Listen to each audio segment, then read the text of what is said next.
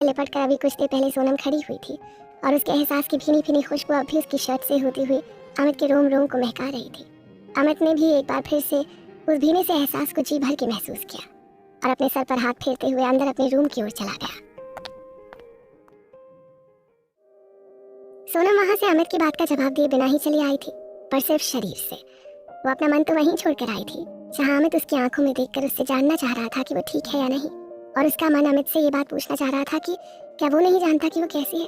क्या उसे उसकी आंखों में छिपी उदासी देखकर भी समझ नहीं आ रहा था कि वो उस समय क्या महसूस कर रही थी, कि वो खुद ही उसे दर्द देकर उसके हाल को जानने की कोशिश करता है। वो ये सब जानता ही नहीं या फिर जानकर कर रहा है जिससे उसके साथ वो अपना हिसाब किताब पूरा कर सके। और उसने ऐसा भी क्या किया था जिसके बदले में अमित रोज ही उसके दिल को ठेस पहुंचा रहा था। हाँ, ये ठेस पहुंचाना ही तो होता है ना, जबकि वो खुद को उसके सामने कभी इतना स्वीट प्रिटेंड करता है और कभी एकदम से बिल्कुल रूखा व्यवहार करता है कि वो हैरत में पड़ जाती है कि उसका असली रूप क्या है। अपने स्वीट जेस्चर से वो उसे अपनी ओर आकर्षित करता है और अगली ही पल एकदम से बेगानों की तरह बिहेव करके उसे खुद से दूर कर देता है। तो उसका बेचारा सा दिल क्या समझे और क्या करे।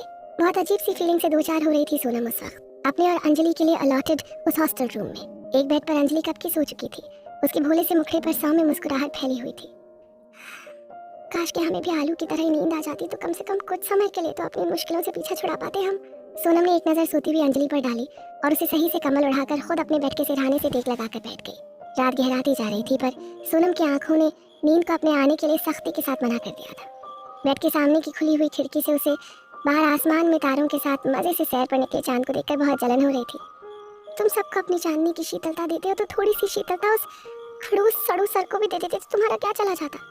सोनम सधे कदमों से उठकर खिड़की के पास आकर खड़ी हो गई और बाहर आसमान की ओर देखने लगी थी। गोवा में रातें ठंडी हुआ करती थी, पर इतनी भी नहीं कि आपको जाड़े का एहसास होने लगे, पर हाँ, हाथ पैरों में सिहरन तो पैदा हो ही जाती थी रात के वक्त ठंडी हवा से। अमित भी अपने रूम में जाकर शावर लेने के लिए चला गया था। पुलकित और रवि अपने अपने रूम में थे और सौरभ औंधे मुंह बिस्तर पर पड़ा सो रहा था। दोनों के रूम आमने सामने ही थे, बस बीच में एक छोटा सा गार्डन था जो दोनों रूम्स को अलग अलग बांटता था। शावर लेकर अमित को अब कुछ हल्का फील हो रहा था, पर दिल और दिमाग के बीच की जंग अब भी जारी थी। वो इस समय लोअर पहने हुए और गले में टॉवल लटकाकर अपने बालों से टपकते हुए पानी को पोंछ रहा था। संयोग से उस समय उसके रूम की भी सामने की तरफ की खिड़की खुली हुई थी। बालों पर टॉवल चलाते हुए अचानक से उसे एक बार फिर से वही एहसास होने लगा था। उसका दिल एक बार फिर से जोरों से धड़कने लगा था, धक धक धक धक। पर हमेशा की तरह इस बार उसके चेहरे पर कोई परेशानी के भाव नहीं थे। उसके चेहरे पर एक हल्की सी मुस्कान तैर गई थी और वो मन ही मन बुदबुदा उठा कि ओह, तुम इस वशिष्ठ आप यहीं कहीं हैं मेरे आसपास। अब कमरे में तो झांकने का कोई मतलब नहीं बनता था, सो उसने सीधा रुख सामने गार्डन की ओर खुल रही खिड़की की तरफ किया और बाहर की ओर झांकने लगा। जल्द ही उसकी नजर गार्डन के उस पार खिड़की से चंद तारों को देखती हुई सोनम पर जाकर ठहर गई। खिड़की के पल्ले से खुद को टिकाए हुए अपने एक हाथ को अपने गाल पर रखे और दूसरे हाथ से कुछ रेखाएं से बनाती हुई सोनम खुद किसी तराशे गए संगमरमर की मूरत से कम नहीं लग रही थी अमित को उस समय। चांद तारों की चमक में खोई हुई सोनम के चेहरे की चमक कुछ अलग ही नजर आ रही थी डुक्कू को। वो जो कर रहा था वो कब का भूल चुका था, पर अचानक से सोनम के चेहरे की मुस्कान कम होने लगी थी और उसकी मुस्कुराहट की जगह अब एक बेचैनी और तड़प लेने लगी थी, जो कि सोनम के लिए कोई अनजानी नहीं थी। वो परेशानी में उलझी हुई खिड़की के बाहर इधर उधर देख रही थी कि तभी उसे लगा कि कोई उसके ठीक सामने ही खड़ा हुआ था और उसी की तरफ देख रहा था। और जैसे ही सामने की ओर उसने नजरें उठाई तो उसी पल जड़ हो गई। सामने खिड़की के उस पार अमित खड़ा हुआ था और एज यूजुअल उसे ही देख रहा था। पर यहाँ समस्या उसके देखने से नहीं थी सोनम को। वो जिस हाल में खड़ा था वो समस्या पैदा कर रहा था सोनम के लिए। एक तो हमारा ये कमबख्त बेतहाशा धड़कता हुआ दिल और ऊपर से ये सर भी ना, कपड़े नहीं बचे इनके पास जो सावरिया के रणवीर कपूर बनकर घूम रहे। कहना जी, आपने सोच रखा है ना कि हमारी जिंदगी में जब तक आप ड्रामा न भर दोगे तब तक तो आपको चैन ना होगा कतई। सोनम एक बार फिर से परेशानी में अपने भाव व्यक्त करने के लिए ब्रजभाषा का इस्तेमाल कर रही थी। सोनम एकदम से खिड़की के आड़ में खड़ी हो गई और खुद के दिल पर हाथ रखकर उसे शांत कराने की कोशिश करने लगी। अब तक अमित को भी समझ में आ गया था कि सोनम उसे देखकर ऐसे शॉक्ड क्यों हो गई थी, पर सोनम का ये रिएक्शन देखकर अमित के चेहरे पर मुस्कुराहट आ गई और वो अपने बालों को एक बार फिर से पोंछते हुए वहाँ से चला गया। सोनम ने आहिस्ते से खिड़की से झांक कर देखा तो सामने की खिड़की पर अब कोई नहीं था। उसने चुपचाप बिस्तर पर लेटने में ही अपनी भलाई समझी और बेड के एक साइड में लेट गई। पर अब वो खुश थी। ऐसा लग रहा था कि उसके पास कुछ ऐसा था जिसे वो जब चाहे तब देख सकती थी और वो भी जितना मर्जी उतनी बार। अपनी इस खुशी को मन में दबाए हुए वो सो गई थी, इस बात से अनजान कि अगली सुबह उसका सामना काव्या चौधरी और उसके खतरनाक मंसूबों से होने वाला था।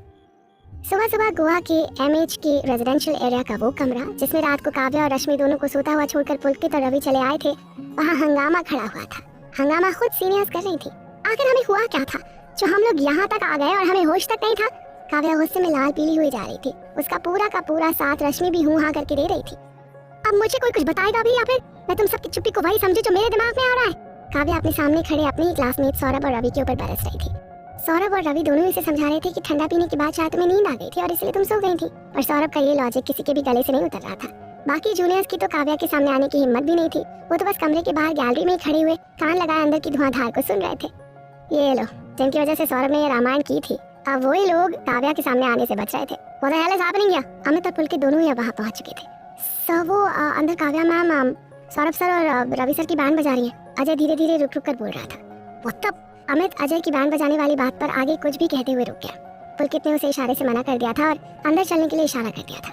गुड मॉर्निंग काव्या और रश्मि, पुलकित ने माहौल को हल्का बनाने के लिए मुस्कुराते हुए कहा। गुड मॉर्निंग जाए भाड़ में। पहले मुझे ये बताओ कि कल बस में मुझे और रश्मि को क्या पिलाया गया था। काव्या पुलकित पर चढ़ गई थी राशन पानी लेकर। Mind your behaviour Kamya, Amit गुस्से से बोल पड़ा। This is not your home. Oh AFMC। और वैसे भी इस समय पुलकित तुम सबका ऑब्जर्वेशन ऑफिसर है, तो जरा कायदे से बात करो, वरना मुझे AFMC में तुम्हारे बैड बिहेवियर की रिपोर्ट भेजनी पड़ेगी। AFMC रिपोर्ट भेजने के नाम पर काव्या के तेवर थोड़े से नर्म पड़े, मगर फिर भी मैं इतनी देर तक सोती कैसे रही? तुम सबने वही ड्रिंक पी थी, तो फिर सिर्फ मुझे और रश्मि को ही नशा क्यों हुआ? काव्या अब भी अपनी बात पर अड़ी हुई थी। अब सौरभ को कुछ याद आया, वो तपाक से बोला कि काव्या उस ड्रिंक में पेपरमिंट और लेमन का जूस मिला हुआ था और कुछ भी नहीं। अब ये सुनकर रश्मि ने धीरे से काव्या के कान में कुछ कहा। काव्या के चेहरे का रंग उड़ गया था ये सुनकर। और जहाँ तक मुझे पता है कि तुम दोनों को ही पेपरमिंट से एलर्जी है, और तो फिर तुम्हें वो ड्रिंक पीनी नहीं चाहिए थी। अब मुरारी बेचारे को क्या पता कि तुम्हें पेपरमिंट से एलर्जी है? ये तो तुम दोनों को ही सोचना चाहिए था ना कि पेपरमिंट का ड्रिंक पीना है या नहीं पीना है। आफ्टर ऑल पेपरमिंट की खुशबू तो दूर से ही महसूस हो जाती है, राइट? सौरभ ने अपनी बात पूरी करते हुए कहा। काव्या और रश्मि दोनों के ही तेवर बदल गए थे। कहाँ तो सोच रही थी दोनों की इस बात पर खूब लाइमलाइट बटोरी जाएगी, और कहाँ तो दोनों को ही चुप रहने में ही अपनी भलाई दिखने लगी थी। So miss Chaudhary and miss Sen, अगर आप दोनों का मेलो ड्रामा पूरा हो गया हो तो 10 मिनट के अंदर मुझे रिसेप्शन के पास रिपोर्ट कीजिए। अमित ने उन दोनों को घूरते हुए कहा। ओके अमित, काव्या ने स्वीटली कहा। एक्सक्यूज मी, अमित ने तिरछी नजरों से काव्या और रश्मि की तरफ देखा। Sorry sir, we will be there in time, Rashmi ने बात संभालते हुए कहा। दैट्स बेटर, अमित बिना किसी भाव से बोला और पुलकित के साथ वहां से बाहर निकला। और आप सभी, गैलरी में खड़े जूनियर्स के झुंड को देखकर अमित ने कहा, आप सभी मुझे 10 मिनट में रिसेप्शन के पास आकर रिपोर्ट कीजिए, क्विक। यस सर, सभी जूनियर्स बोले और वहां से चले गए। सब यहाँ पर हैं, पर आप कहाँ हैं मिस वशिष्ठ? अमित ने एक नजर जाते जाते पीछे मुड़कर उन जूनियर्स को देखा और फिर आगे चल दिया। कुछ देर बाद, वैसे आज कुछ भी कहो मजा आ गया। काव्या की बोलती तूने बहुत अच्छी तरह से बंद कर दी थी, रवि ने सौरभ के कंधे पर हाथ रखते हुए कहा। गुरु, ये सब मुझे बहुत अच्छी तरह से पता था कि काव्या और रश्मि दोनों को ही पेपरमिंट से एलर्जी है। आखिर इतने साल तक एक साथ पढ़ाई करने का कुछ तो फायदा मिलना ही चाहिए था ना, तो बस ये सबसे अच्छा तरीका था उन दोनों छिपकलियों का मुंह बंद करने का। और तुमने देखा ना कि कब पुणे से गोवा आ गए, पता ही नहीं चला। सौरभ की बात सुनकर रवि हंसने लगा और अजय ने धीरे से कहा कि सावधान हो जाइए सर, छिपकली काव्या मैम आ रही है। थैंक्स ब्रो, सौरभ ने अजय को हाई फाइव करते हुए कहा और अपनी जगह पर सीधे खड़ा हो गया। सभी लोग रिसेप्शन के पास आकर जमा हो गए थे। सब अपनी अपनी टीम के अकॉर्डिंग खड़े हुए थे। इतने में अमित और पुलकित वहां आ गए थे और उन दोनों ने सभी कमांडिंग ऑफिसर्स को आज के दिन का ड्यूटी चार्ट थमा दिया था। So my seniors and juniors, let's start our work with true spirit of team. I wish you all a big all the best. Amit ने वहां मौजूद सभी लोगों की तरफ मुस्कुराते हुए देखकर कहा। कान्हा, ये मुस्कुराते हुए हैं? सोनम सौरभ और अंजलि के पीछे खड़ी हुई सोच रही थी। बहुत ही रेयर कॉम्बिनेशन है इनका और इनके चेहरे की मुस्कुराहट का।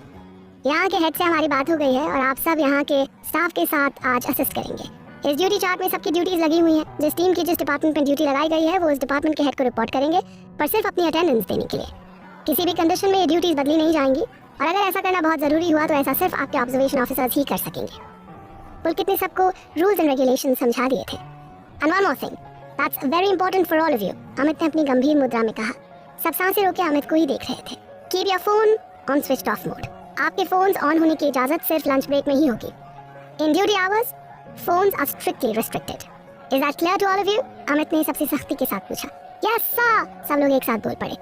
सर कबाऊ यानी कभी कभी हंसाउले होकर अच्छा लगेगा आपको भी और आपके सामने खड़े लोगन को भी। सोनम धीरे से बुदबुदाते हुए आगे चली गई थी अंजलि और सौरभ के साथ। तो बहुत हंसी आ रही थी आपको मिस वशिष्ठ। I'm sure कि मुझे लेकर आपके दिमाग में एक बार फिर से कुछ ऊट पटांग चल रहा होगा। कल रात से मेरी सांसें अटका रखी हैं आपने और आप यहाँ फुल मजे ले रही हैं। Not fair miss Vashishtha. Amit की पैनी नजरों से कुछ भी नहीं बच सकता था। सोनम का मनी मन बुदबुदाना भी। वो तो अच्छा था कि सोनम ये सब मन में बोल रही थी। अगर मैं सच में बोल रही होती तो मिस्टर एरोगेंट नीम चढ़ी करेले हो जाते अपने बारे में सोनम के विचार जानकर। खैर जाने दीजिए, हमें क्या। काव्या और रश्मि अजय और केतन के साथ चाइल्ड वार्ड में ड्यूटी के लिए चली गई थी। भगवान बचाए उन मासूमों के साथ हम दो मासूमों को। कहाँ फंसा दिया हमें। अजय केतन से धीरे धीरे फुसफुसाते हुए कह रहा था, हाँ यार सोच रहे थे कि बढ़िया कटेगा ये इवेंट, पर नहीं, भगवान को भी हमारा पोपट के बिना कहाँ चैन आता है। केतन भी अजय की बातों से इत्तेफाक रखता था। आप दोनों जरा तेज कदमों के साथ हमारे साथ चलेंगे तो जल्दी ही हम अपने वार्ड में जाकर ड्यूटी शुरू कर पाएंगे। रश्मि ने उन दोनों को टोक दिया था और इसके बाद वो दोनों थोड़ी तेज गति से चिल्ड्रन वार्ड की तरफ बढ़ गए। इतने कि काव्या और रश्मि दोनों पीछे रह गई। काव्या ने अपना सर पीट लिया कि कैसे दो नमूने पल्ले पड़ गए और वो रश्मि के साथ उन दोनों के पीछे तेजी से चली गई। उधर रवि भी तुषार और शोभना के साथ इमरजेंसी वार्ड में चला गया था। सौरभ भी सोनम और अंजलि के साथ न्यूरो वार्ड में जा चुका था और उसने वहां मौजूद उस समय ड्यूटी इंचार्ज से आज के पेशेंट्स की लिस्ट मांग ली और उसे लेकर सोनम और अंजलि को अच्छी तरह से समझा दिया था कि आज दिन भर में उन्हें क्या करना था। अच्छा सुनिए, सभी जूनियर्स अपनी सीनियर्स के साथ अपने ही चुने गए फील्ड्स में जाकर ड्यूटी कर रहे थे, तो आप सभी परेशान मत होइए। अमित और पुलकित अब इन सभी के ऊपर अपनी नजरें जमा कर रखने वाले थे। उन सब के दिन भर का वर्क रूटीन, पेशेंट्स के साथ उनका बिहेवियर, ये सब उन दोनों को मेंशन करना था। इसी के बेसिस पर उन सब की ग्रेडिंग होनी थी। सब अपने अपने काम में बिजी हो गए थे। अमित ने जानबूझकर पुलकित को रवि और उसकी टीम की मॉनिटरिंग करने को कहा था और खुद काव्या और सौरभ की टीम की मॉनिटरिंग की जिम्मेदारी अपने हाथों में ले ली थी। काव्या और रश्मि का नक चढ़ापन और बदतमीजी पूरे AFMC में फेमस थी, तो यहाँ MH गोवा में उनके बिहेवियर में कोई फूल तो झड़ने से रहे। और काव्या चौधरी जैसी बिगड़ैल डॉक्टर को अमित ही बहुत अच्छी तरह से टैकल कर सकता था। औरों को तो वो अपनी बातों में ही टहला देती, इसलिए काव्या के हर दिन की मॉनिटरिंग अमित ने खुद अपने जिम्मे ले ली थी।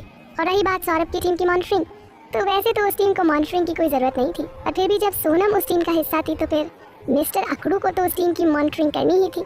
कुछ देर बाद अमित जब चिल्ड्रन वार्ड में पहुंचा तो उसने देखा कि अजय और केतन तो वहाँ के डॉक्टर के साथ बच्चों के लिए डेली का निर्धारित डाइट चार्ट समझ रहे थे, पर हमारी काव्या मैडम वहाँ के डॉक्टर्स रूम में आराम फरमा रही थी और रश्मि अपने फ़ोन पर किसी से बात करने में बिजी थी। अमित अजय और केतन का इंटरेस्ट देखते ही समझ गया था कि वो लोग वहाँ एंजॉय कर रहे थे, पर जब उसने उनकी कमांडिंग ऑफिसर के बारे में जानना चाहा तो दोनों इधर उधर देखने लगे। Relax, you can tell me, Amit ने अपने सनग्लासेस सर पर चढ़ाते हुए कहा। सर एक्चुअली वो मैम तो हमें यहाँ डॉक्टर टंडन से इंट्रोड्यूस करवा कर चली गई थी और अजय चुप हो गया था। और अमित ने एक अर्थपूर्ण दृष्टि अजय और केतन के ऊपर डाल दी और वो दोनों मैम सुबह से डॉक्टर्स रूम में बैठी हुई हैं। केतन ने डरते हुए कहा, प्लीज डॉक्टर केतन। अमित ने उसके कंधे पर हाथ रखते हुए कहा, so actually we don't want to spoil our event, so please don't tell madam anything about this. Ajay ने अमित की तरफ चिंता वाले भाव से देखते हुए कहा, don't worry about it, I am your observation officer और मुझे तुम लोगों को और यहाँ पर काम कर रही किसी भी टीम को ऑब्जर्व करने का पूरा राइट है, आप दोनों की कमांडिंग ऑफिसर को भी। अमित ने एक बार फिर से अपनी आंखों पर सनग्लासेस चढ़ाते हुए कहा, excuse me, where is the doctor's room? Amit ने वहाँ से गुजरते हुए एक वार्ड बॉय से पूछा।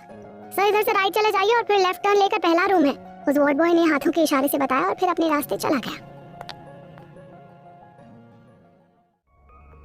अमित तेज कदमों से वार्ड बॉय के बताए हिसाब से पहले राइट चला गया और फिर लेफ्ट टर्न लेकर पहले रूम की तरफ मुड़ गया। रूम के ऊपर लिखा हुआ डॉक्टर्स रूम खुद के पति की चुगली खुद ही कर रहा था। अमित ने नॉक किया और फिर धीरे से दरवाजे को खोल दिया। सामने काव्या इजी चेयर पर बैठी फोन पर लगी हुई थी और रश्मि वहीं एक सिंगल बेड पर लेटी हुई आराम फरमा रही थी।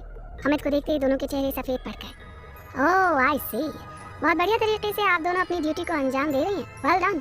अमित ने नाराजगी जताते हुए कहा, नहीं अमित तुम गलत समझ रहे हो, हम दोनों तो बस यहाँ अभी आए हैं, सुबह से काम करते हुए बहुत थकान हो रही थी तो बस ऐसे ही।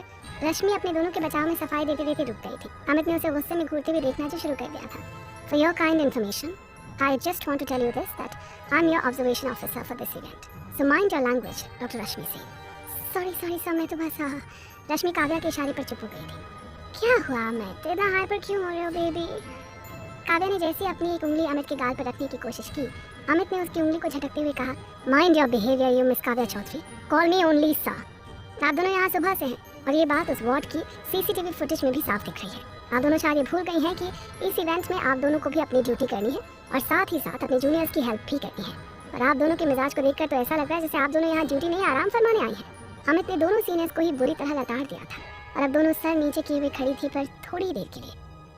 आप दोनों का आज फर्स्ट डे है इसलिए छोड़ रहा हूँ, बट अगर आप दोनों का यही रूटीन कंटिन्यू रहा तो मुझे मजबूरन AFMC रिपोर्ट करना होगा आप दोनों के बारे में।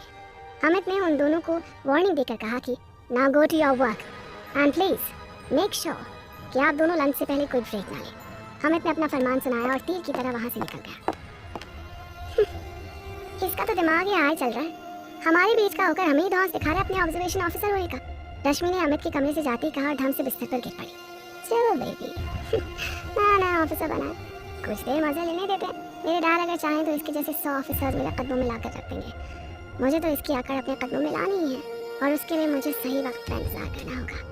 काव्या ने जहर बुझी मुस्कुराहट के साथ कहा और फिर रश्मि की तरफ देखकर बोली, चलो अभी तो फिलहाल अपने ऑब्जर्वेशन ऑफिसर की ड्यूटी बजाते हैं। नहीं तो फिर से एक बोरिंग लेक्चर सुनना पड़ेगा। Oh no Kabbu, it's so irritating यार। रश्मि का मुंह बन गया था वापस वार्ड में जाने का सुनकर। कम ऑन यार, जस्ट फॉर माय सेक, रात को तुझे बढ़िया वाली पार्टी दूंगी, and that's a promise my sweety. Kavya ने रश्मि की तरफ एक आंख विंक करते हुए कहा। सच्ची? हाय कब्बू, तू ना सच में बहुत स्वीट है। रश्मि की आंखों में रात की पार्टी की बात सुनकर चमक आ गई थी। दोनों चिपकू चुड़ैल मुस्कुराते हुए वार्ड की तरफ चली गई थी। इधर अमित चिल्ड्रन वार्ड से निकलकर सीधा न्यूरो वार्ड में पहुंचा था, और जैसा कि उसे अंदाजा था, सौरभ वहां मौजूद डॉक्टर वरदान से एक केस की हिस्ट्री पर डिस्कशन कर रहा था, और अंजलि और सोनम दोनों ही उस हिस्ट्री के मेन पॉइंट्स को अपने नोटपैड में नोट करती जा रही थी।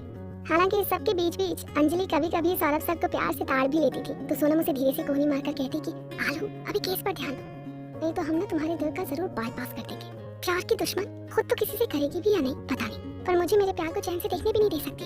अंजलि भी धीरे से बुदबुदाई जा रही थी। इसी बीच अमित वहाँ वार्ड में आकर खड़ा हो गया, और कितनी देर से उन दोनों की कोहनी वाली फाइट देख रहा था उसे खुद भी पता नहीं चला। अरे डुग्गू तू अमित सर आप? सौरभ ने फौरन अपनी गलती सुधार ली थी। अमित सौरभ की इस बात पर हल्के से मुस्कुरा गया था। Yes doctor Saurabh Mehra, it's me. Sir how's the josh? Hi sir, no it's a very hi sir. Saurabh के कुछ बोलने से पहले अंजलि ने चहकते हुए कहा, यहाँ आकर तो सच में लग रहा है कि हम सब एक नई दुनिया में आ गए। अब तक जो कुछ भी सीखा है उसे प्रैक्टिकली करना सच में एक बहुत ही अलग एक्सपीरियंस है। अंजलि की बातों से अमित अंदाजा लगा चुका था कि यहाँ का सेशन काफी सक्सेस हो जा रहा है, पर सोनम चुपचाप खड़ी थी अपने नोटपैड में आंखें गड़ाए हुए, और अमित रघुवंशी को ये बात कैसे हजम हो सकती थी। क्या हुआ मिस वशिष्ठ, आप ठीक तो हैं? अमित ने जानबूझकर वही पुराना घिसा पिटा डायलॉग बोल दिया। सोनम ने हैरानी से अमित की तरफ देखा और सोचने लगी कि सड़ू के पास अल्फाजों की भी कमी है, जब देखो तब एक ही बात पूछते रहते हैं। सौरभ तब तक कुछ सोचते हुए अंजलि को अपने साथ एक दूसरे पेशेंट के बेड की तरफ ले जाकर उसकी केस हिस्ट्री देखने में बिजी हो जाता है। और आपको ऐसा क्यों लगता है सर? सोनम ने सर शब्द पर जोर देते हुए कहा। अमित सोनम की हरकत समझ गया था, और उसने भी शरारत से मुस्कुराकर कहा कि अब आपकी फ्रेंड इतने जोश में सब कुछ बता रही थी और आप बिल्कुल चुपचाप खड़ी थी, तो मुझे लगा कि शायद रात में आपकी नींद पूरी नहीं हुई थी। वैसे रात में चांद तारे कुछ ज्यादा खूबसूरत नजर आते हैं ना? अमित सोनम की तरफ थोड़ा सा झुककर धीरे से बोला। सोनम को जैसे ही रात की बात याद आई, वो एकदम से अमित की तरफ पीट करके खड़ी हो गई और अपने माथे पर आए हुए पसीने को अपने दुपट्टे से पोंछने लगी। अमित उसकी तरफ 2 कदम बढ़ा और खड़ा हो गया और धीरे से बोला कि आपको तो पसीने आ गए मिस वशिष्ठ। बोला था ना आपको, मैं ऐसा ही हूँ, और आपको खुद को तैयार रखना होगा मुझे झेलने के लिए। वैसे सिर्फ इतने भर में पसीने आ गए तो आगे क्या होगा आपका? अमित शरारत से मुस्कुराते हुए वहाँ से चला गया। सोनम ने पीछे से ही अमित को जाते हुए देखा और धीरे से फुसफुसाकर बोली कि सड़ू कहेंगे। I'm waiting for you in the cafeteria. Come soon. Feeling very hungry. Amit का मैसेज देखकर सौरभ के चेहरे पर स्माइल आ गई और वो खुद से ही बोला कि चाहे कितना भी बड़ा ऑब्जर्वेशन ऑफिसर बन ले तू, पर भूख के मामले में तो बिल्कुल बच्चा ही रहेगा। सौरभ मुस्कुराता हुआ कैफेटेरिया की ओर चला गया। उधर लंच ब्रेक हो जाने के बाद सभी जूनियर्स और सीनियर्स कैफेटेरिया की तरफ ऐसे भागे कि जैसे आज के बाद कैफेटेरिया बंद हो जाएगा और उसमें खाने पीने के लिए कुछ भी मिलना बंद हो जाएगा। सभी अपनी अपनी मंडली बनाकर बैठ चुके थे। अंजलि और सोनम भी सबके लिहाज की वजह से अजय, केतन, तुषार और शोभना के साथ बैठे हुए थे। वहीं रवि, पुलकित, अमित और सौरभ भी एक टेबल पर जमे बैठे थे। ओए होए होए यार, हमारे बैच की कातिल हसीनाएं नहीं आई अभी तक। पुलकित ने इधर उधर नजर डालते हुए कहा। क्यों, तुझे बड़ा इंतजार है उनका? कुछ सीन है क्या? सौरभ ने तफरी लेते हुए कहा। शट अप सौरभ, सीन और उन ड्रैकुलास के साथ? भाई कबारा मरना पसंद है, पर प्लीज मुझे उन ड्रैकुलास के साथ मत जोड़ो, पुलकित ने अपने दोनों हाथों को जोड़ते हुए कहा। हालांकि ये बात हो रही थी सीनियर्स की डाइनिंग टेबल पर शायद कान सभी के इधर ही लगे हुए थे इस बात पर। और जैसे ही पुलकित ने हाथ जोड़कर कहा कि उसे उन ड्रैकुलास के साथ ना जोड़ो, सीनियर्स के साथ साथ थोड़ी सी दूरी पर बैठे जूनियर्स भी बेतहाशा हंस पड़े थे। अमित की नजरें भी जब जूनियर्स की टेबल पर शोभना और अंजलि के बीच बैठी हुई सोनम पर पड़ी, तो सोनम की निश्चल सी हंसी में वो कहीं डूब गया था। इतना कि उसे अपनी हंसी उड़ते हुए देखकर गुस्से से आग बबूला खड़ी हुई काव्या